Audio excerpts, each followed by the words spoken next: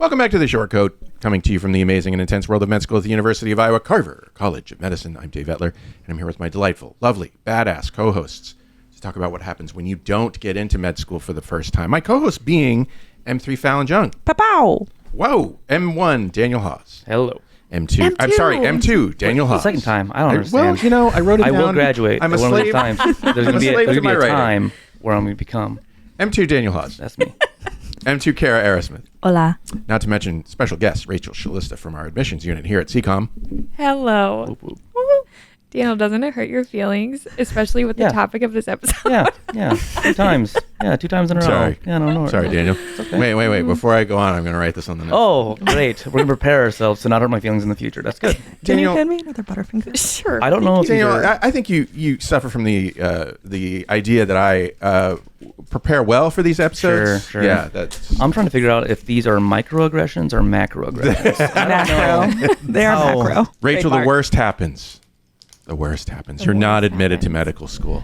Oh. What's the first thing an applicant should do? The first thing an applicant should do is take time to process this decision and schedule an appointment to receive feedback. That was... Not to cut you off. Go ahead. I'm so happy you say that because that was like probably the most key determining factor of like how my life moved from that point of getting that. And of course, reached out to Rachel when I found out, and she knew, obviously. And she's like, let's go talk. So we did. And there was, I got accepted to a DO school. Oh, yeah, I forgot. And so that was literally the decision was, okay, I'm going to move to a school in the South that I have no ties to the community. I have no idea what I'm going to do. I'm just going to sell my house. I'm going to change everything to do this because this is the goal, right? This is it. I'm going to go do this. I made a decision like, all right, see you, Iowa, right? And that was the entire thought that I had going from there. It's like the school I want to go to, Iowa, and my own choice. It's just not. Do you think that would have been the wrong decision? Oh, yeah. Yeah. Yeah, 100%. The reason I am in love with this institution is because it's part of like my home, right? It's like this is where I am an Iowan, that's really important to me. And to go to do that, not that I think that institution would be bad academically, but I know that the things I get here are just, It's not the right fit for you. right. And that was the goal. It's like, okay, I'm done with this. Unfortunately, I didn't do what I needed to do to get here. I'm done. And that, like, I had made that decision. Like, I had just come to that full decision. And it was, Rachel being like, schedule the meeting, please. Just do the thing. If you could, but just do this, please, because they'll tell you. And for me, We don't usually have to beg everyone. yeah. Because I was going to give you a sympathetic. Yeah, the funny thing for me is like I like to think of myself as a pretty big, mean, stoic guy, and like I had accepted it. I got the no, and I wasn't emotional. I was just like, these are the results. Like, you can't be mad or sad or angry. Like, these are the results. This is who I am. This is what the school says. And okay, neat. And so it was funny because I was doing just fine. I met with her, I think, a day after I got the big old no. It was probably a couple weeks later. Was it? No, it wasn't. I promise. Yeah. It's okay. Rachel remembers these. Maybe I just blacked out for 2 weeks. I don't know. But I promise you it was. yeah, I guess I was too stoic, right? So I just forgot everything. And it's like, and that was fine. I remember telling people like, I'm going to the South. Like, I'm getting out of here. And that was just my decision. And it was talking to Rachel, and she's just like, can you, like, I know it's not fun. Schedule the post interview thing and you'll be fine. And at that moment was when I was like crying. Like, why did it take this long to do that? And I remember like, I'm a pretty emotional guy, but I try to hide that the best I can from real people because they matter. They look at me as important to me, I guess. And so crying in front of people is not a huge thing for me. And that was the moment when I was emotional, when she's just like, you need to call this person to figure out what to do. And I was like driving. I was so anxious because I thought I was going to meet her in person. And I read the email again. It's like, no, you're calling. And like, oh my God, I'm like driving around. So I just parked in a random spot. And just like on like, I didn't know that. Yeah, I was just like, there was literally there parking. And what the funny thing is, she doesn't know, is that the parking meter guy came and was writing me a ticket. I'm like, no, like I'm here, I'm in the car. She's like, okay. Hey, see, I'm crying. Yeah, no, so it's like, can you, like, you need to like pay money for the thing. So like I'm on the phone with, you know, in this post interview, and I'm like trying to get the app to like put $2 into the app to give me time to do this. So I'm like, this is just So terrible. chaotic. It was, yeah, my life Really chaotic. is this. I'm right? so happy you're here. Oh yeah, me too. Yeah, it's great. Good place to be. So so then it was at that moment, I think I was there being ready to be here, told, hey, you're kind of dumb, so you have to fix that. And like, it's like Immediate look. like- Rachel would have never said Rachel- that. That did not happen. I know, but I thought that was my Oh, you expectation. thought that- My okay. expectation was going to be Okay. this thing of like this person saying, hey, we need smart people to be here. Unfortunately, you didn't prove that to us and all this Okay. kind of stuff. But instead, it was very different. I called the number, I think, and I got like the desk of first, and then they transferred me to her. And then she's like, oh, you're Daniel, huh? I'm like, okay. What does that mean? So you had a really interesting application. And it was at that moment I'm like, oh my God, okay, all right, maybe they did look at me. Someone read Maybe this. they did think about me. And it was funny because the very first thing she brought up, so, you know, we were looking at this here, you know, I think we had a few issues with, you know, with your MCAT and things. Obviously, I recommend doing that again. But I felt like I was compelled to give you an interview based off what you wrote and on your application. And I think that was just, to me, like a really, really redefining moment for me. Yeah, you're Is- like, I'm not a lost cause. Yeah, I've right. got- there's something there. Right. I could be dumb, but I could be interesting. And that is enough for an interview. You know, like I can maybe make this work, you know? And I think there's just something that to me was this telling thing, just like, okay, so I can fix a number because that is something that will just help on paper. Like just these things here, computer, whatever, generate this, just fix this number, because the things that I put in my application were enough to get me the interview already. Yeah. So for her to kind of reinforce that was that was a giant thing for me to really understand that, like, okay, I'm someone sees value in who I am, and I think I needed someone to tell me that at the time, right? Did you are guys take more it- than your MCAT. Yeah. Yeah. Did you guys take advantage of post Oh, heck yeah. application? Yes. And honestly, like, not a hot take, in my opinion. If you get offered the opportunity from any school to do that, you should be taking it, even if you don't think that you want to go to that school. And the reason for that is because if anybody can give you feedback from people that like read thousands of applications all the time, like, you should be getting that I know, feedback. it's- and, like, 100%. It's an change it. opportunity that you don't get before you interview for the first time, really, unless you Right. pay for it in some way for somebody who may or may not know. Right. This is not exactly free information because you have already paid thousands of dollars to apply and then get rejected. But Well, another reason to do it. I mean, you've right. Totally. Right. Good point. Yes. But it was amazing. So I ended up talking to Megan, and I honestly don't remember the conversation all that much, but I must have taken notes, and she basically said, like, you need to apply earlier, like you cannot apply in October, and you also need to like get a few more volunteering hours. You need to like interview at least, because at the time I was living in a van, and so it was very hard for me to like get out into the world and like go into hospitals and stuff.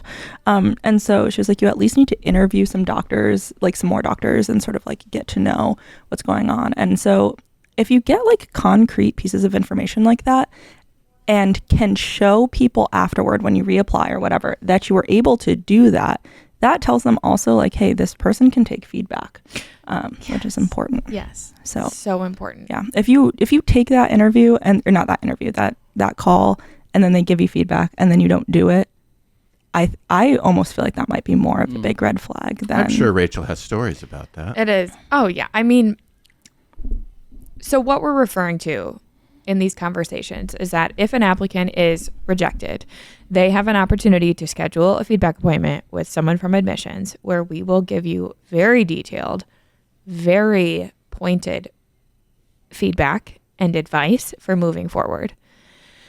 And, we're not the only school that does this, but I would argue that we do it at a depth and level that doesn't happen other places. I would agree.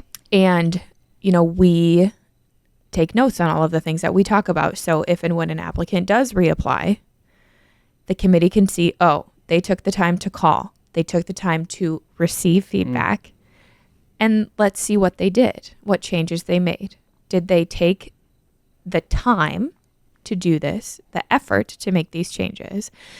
And let's see how they've moved forward.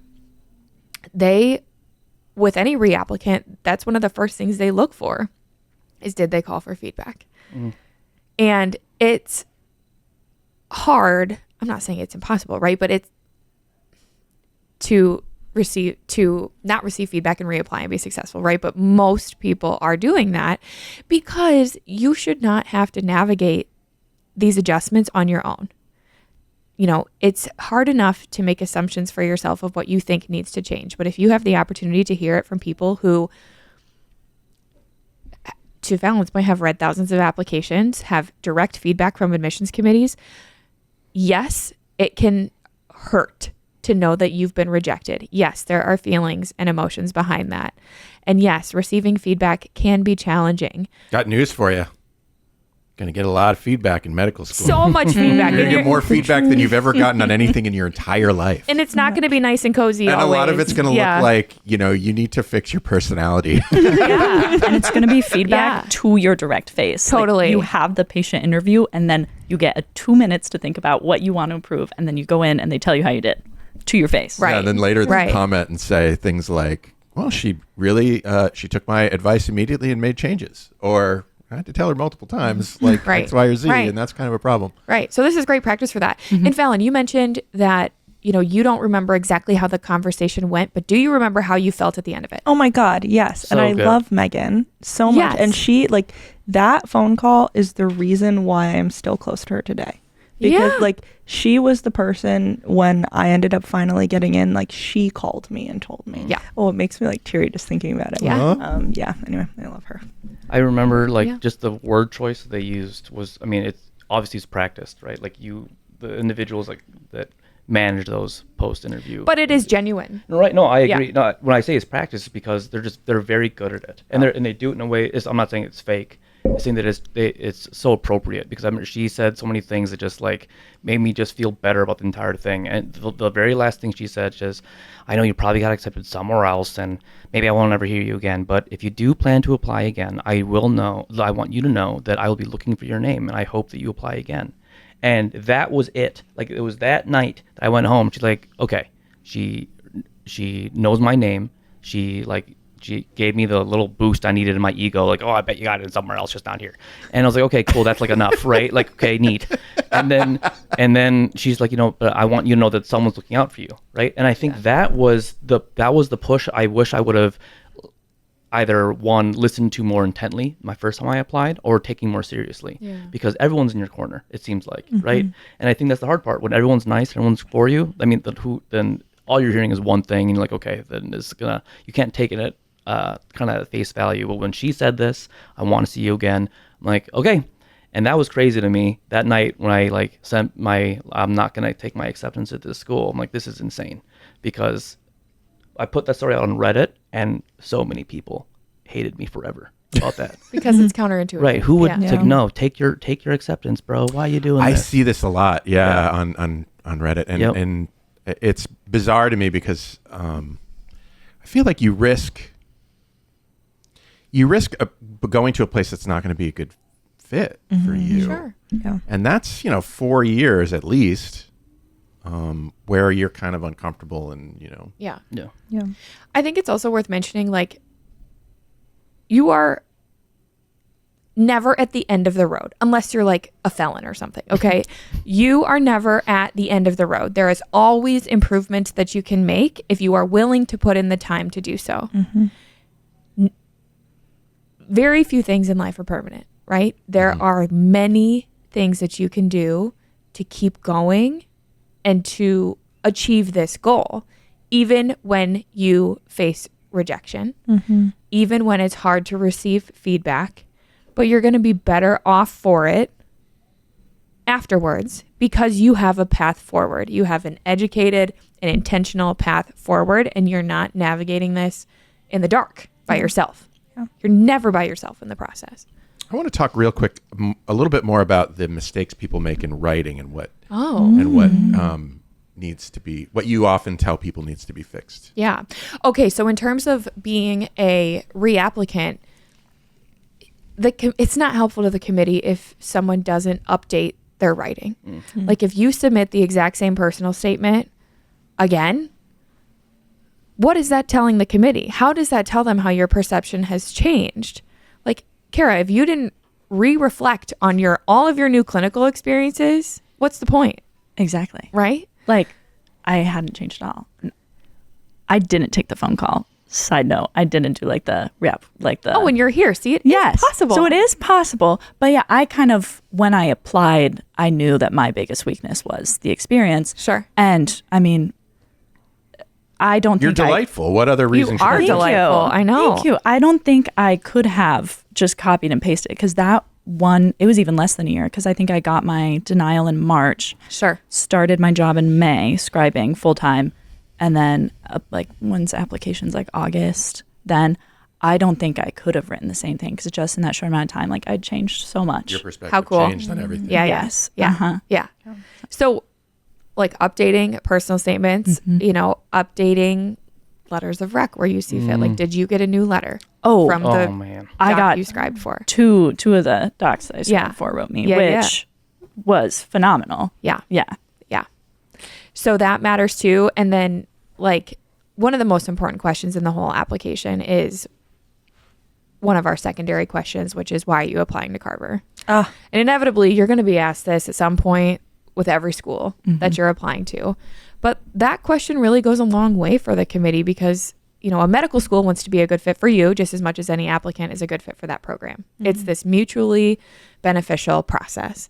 And so having a really genuine answer for why you want to apply and updating that question too, or like even just doing a good job with that in the first place, if it's your first application, that really goes a long way for a school, and committees really pay attention to that. And so you shouldn't phone in any piece of writing, but especially not that one. I think it's not about, and it's also, you know, I wonder if some people think, oh, well, I should use this question to flatter the Carver, you know, the people who are interviewing or people who are going to be reviewing my application. Sure. And that's really probably not what it's about. Not at all. Is it? It's No. about, you know, just making sure that they understand, you know, you've thought through Yeah.